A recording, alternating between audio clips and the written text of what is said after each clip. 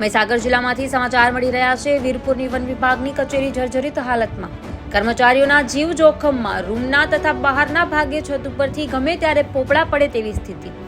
મહીસાગર જિલ્લાના વીરપુરની વન વિભાગની કચેરી વર્ષોથી જર્જરિત હાલતમાં હોય, જેના કારણે કચેરીમાં કામ કરતા કર્મચારીઓ તેમજ કચેરીમાં આવતા અરજદારો ભયના ઓથાર હેઠળ આવતા જતા હોય છે। ત્યારે આ જર્જરિત કચેરીના કારણે કર્મચારીઓના જીવ જોખમમાં મુકાઈ ગયા હોય અને વન વિભાગની કચેરીનું સમારકામ અથવા ક્યાંક જગ્યા ફાળવણી અને નવી ક્યારે બનશે તેવા લોકોમાં પ્રશ્નો ઉઠવા પામે છે।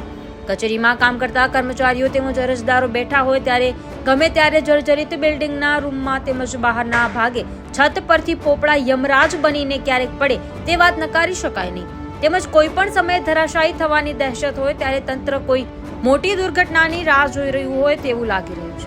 કોઈ અરજદાર આવે ત્યારે ભય અનુભવે છે, ત્યારે જોવું રહ્યું કે વન વિભાગની કચેરીનું હાલ સમારકામ થાય છે કે કેમ।